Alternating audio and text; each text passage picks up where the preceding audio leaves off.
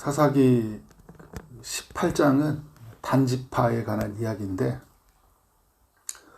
단지파는 그 이스라엘의 12지파에 비하면 작은 지파예요. 주변에는 그 에브라임, 유다, 므낫세, 베냐민 지파가 있는데, 베냐민 지파만큼 작아요. 유다나 그 므낫세, 에브라임은 굉장히 크잖아요. 근데 이 작은 땅을 분배를 받았지만 정복을 잘 못해요. 아모리 사람들, 그러니까 가나안 사람들이죠. 그 사람들이 너무 강해서 정복하지 못하고 막 밀려나요, 오히려. 그래서 바로 또 옆에는 블레셋이 있어가지고 잦은 충돌이 일어나는 겁니다. 삼손이 참고로 단지파죠. 삼손이 자주 이렇게 블레셋에 내려가잖아요. 그 경계선에 있다 보니까 자주 내려갔거든요. 해안가에 있었고 또 지형적으로 이렇게 별로 좋지 않아요. 그래서 단지파가 조금 더 안정적이고 평화롭게 거주할 수 있는 곳을 찾으려고 합니다. 여기서부터 문제죠.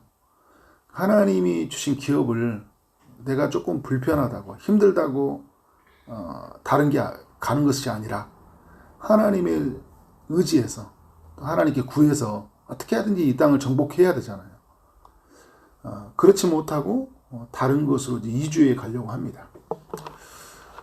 여기서부터 큰 문제가 있는데, 또 하나의 큰 문제는 뭐냐면, 이들이 이제 그 라이스라는 땅을 찾게 되는데요. 이제 갈릴리에서 보면 북쪽의 방향이에요. 굉장히 먼 거리죠. 그런데 이 가는 과정에서 하나님께 대한 물음이 없어요. 하나님께 대한 묻기는 묻는데 형편없는 이상한 사람에게 하나님의 뜻을 묻는 거예요. 그리고 또 하나님 뜻인 줄 알고 가요. 그런 연약한 모습을 이 단지파 사람들이 보여주고 있습니다. 그러니까 5명의 정탐꾼들을 먼저 보내잖아요. 그래서 정탐을 가기 전에 이제 이들이 이제 그 에브라임 지파를 지나가서 가는 길이니까 그 미가의 집에 이른 거예요. 17장에 나와 있던 미가의 집이 있잖아요. 그 에봇을 입히고 드라빔을 세워서 하나님처럼 섬기는 우상 숭배하는 그 집에 이르게 된 거예요. 그런데 이 사람에게 또 물어봐요. 네가 왜 이제 뭐 여기에서 이런 역할을 하냐? 그랬더니 뭐 이차저차 해서 여기 와서 있다. 그러면 혼내야 되잖아요. 네 제사장도 아닌데 네가 어떻게 에봇을 입고 드라빔 뭐냐? 막 이렇게 가야 되는데, 이게 지금 하나님이 왕이 되지 못하고 자기 소견에 오른 대로 살다 보니까 그냥 어떻게 해요? 드라빔을 하나님처럼 섬겨도 그러는가 보구나. 종교 혼합주의, 상대주의, 종교다운주의, 지금 이 세상이잖아요. 사사시대도 마찬가지예요. 누가 하나님이든 상관없는 거예요. 그가 우리를 지켜주면 돼요. 그가 우리를 낫게 하면 돼요.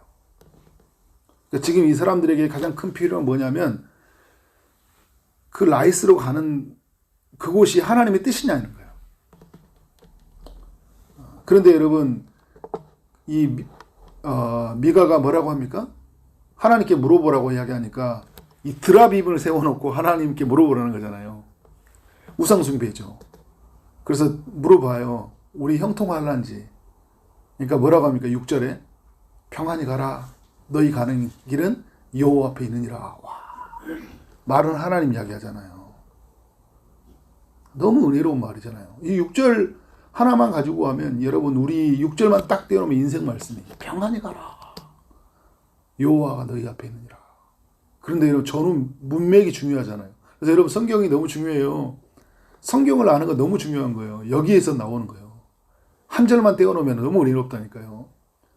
저는 문맥이 다르잖아요. 누구예요? 드라빔을 하나님처럼 섬겨놓고 드라빔이 인도한다는 거잖아요.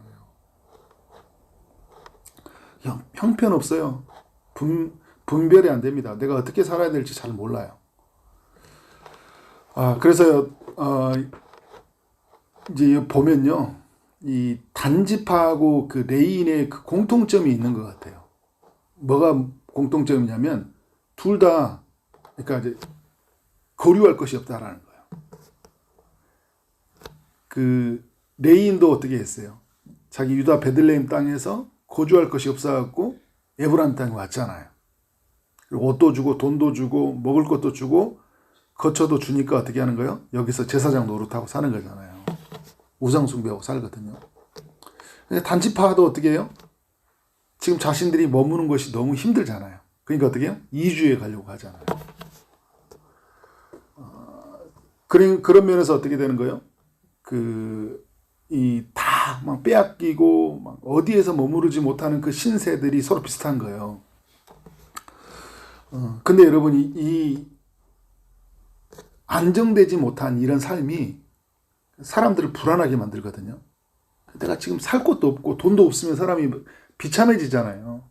그때 그 위험의 순간이 있다는 거예요. 사단이 내버려 두지 않죠. 빨리 안정된 걸 찾아서 우리에게 보여주는 거예요. 여러분, 저도 교회 사역하면서 계속 이렇게 싸우는 게 그거거든요. 빨리 안정을 찾고 싶은 거예요. 그 자립교회, 재정적으로, 사람적으로, 사역적으로 늘 이렇게 안정을 찾고 싶어요. 여러분, 그러면 교회가 언제까지 안정이 될 것 같아요? 늘 불안해요. 늘 불안해요. 그래서 이 불안정한 걸 두려워해. 그래서 불안정할 때마다, 두려움이 있을 때마다 누구를 찾아야 돼요? 주 예수 앞에 아뢰어라. 안전하신 주님의 품 안에서 거해서 주님의 눈으로 세상을 바라보고, 그죠? 그리고 주님이 행하실 것을 기대하고 기다리면서 그렇게 맞춰 가야 되는데, 하나님께 맞춰 가야 되고 하나님을 따라가야 되는데 하나님을 맞추고 가지 못해요. 따라가지 못해요. 내가 길을 개척해. 여기서부터 문제가 생기는 거예요. 신앙도 양심도 다 팔아버려요. 이렇게 살아가는 사람들이 얼마나 많이 있는지 몰라요. 이게 지금 사사기를 통해 우리에게 보여주고 있는 거예요. 네, 여러분, 이 사람들이 이제 그 라이스란 땅을 이제 가잖아요. 가가지고 그 땅을 이제 보는데, 그 땅에 있는 이제 그 7절 이하에 보면 5사람이 정탐한 이야기예요. 그러니까 정탐한 그 라이스라는 땅을 보니까 이거 너무 좋은 땅이에요. 이건 우리가 가야 될 땅이에요. 지금까지 있는 삶과 너무 비교가 안 돼. 이게 또 아주 이렇게 유혹을 한다고요. 와, 넓은 땅, 좋은 땅, 우리가 보기 좋은 땅이에요. 여러분, 이게 누가 생각나요? 롯이 생각나잖아요. 소돔 땅 너무 좋은 땅이었잖아요. 애국과 같고 여호와의 동산과 같더라.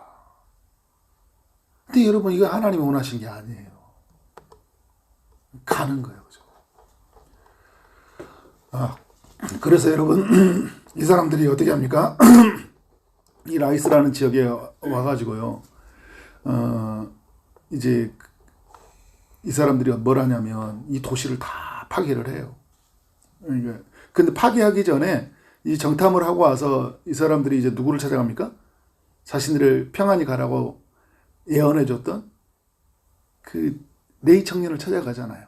레이 청년에 찾아가가지고 이제 뭘 이야기하는 겁니까? 이제 우리의 제사장이 되라 라고 이야기하는 거예요. 우리의 제사장. 19절에 보면 우리와 함께 가자라는 거예요. 우리와 함께 가자. 근데 보면 전에는 이제 미가라는 한 집에서 있었잖아요. 이걸 비교시켜 주는 거예요. 야, 집도 주고 돈도 주고 옷도 주고 거주할 것도 있었는데, 근데 거긴 너희 그 미가라는 작은 곳이고 이건 이거 단지파, 엄청 큰, 이제 지금으로 말하면 한 나라인 거예요. 나라예요. 비교가 안 돼요. 그러니까 여러분, 이런 거예요. 어떤 이제 중소기업에 가서 막 연봉도 많이 주고 막 갑자기 막 너무 좋은 거예요. 막 좋은 직책도 주고 막 이게 사는 집도 주고 다 주는 거예요. 너무 행복하다고 있었어요. 근데 거기에서 이제 뭐 이렇게 이중장부 뭐 이상한 이렇게 뒤에서 이렇게 뒷돈 거래 막 하면서도 그렇게 보내고 있었어요. 그런데 갑자기 재원이 온 거예요. 대기업에서 우리한테 와라. 비교하면 어디로 갈 것 같아요? 대기업으로 갈 거 아니에요. 그거예요, 여러분. 오라는 거예요. 그러니까 어떻게 합니까?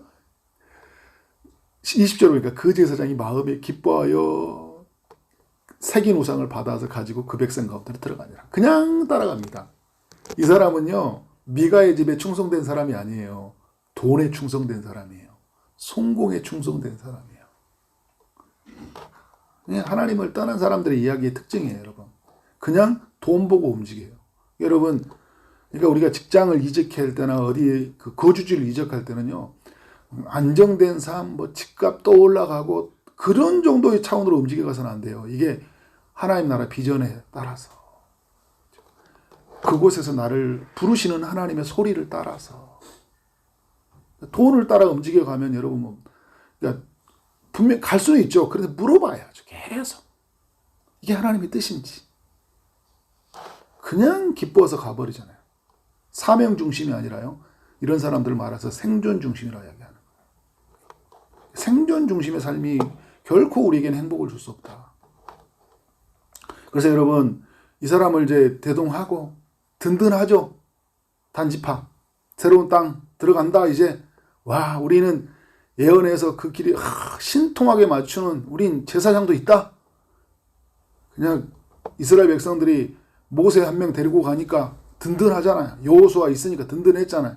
우리 레이지파 드라비 모시는 이 사람 있어. 이제 그렇게 하고 어떻게 하는 거야? 라이스 땅 들어가는 거예요. 라이스 땅에 들어가서 이 사람들 보니까 어떻게 하는 거예요? 평화롭게 살고 있었거든요.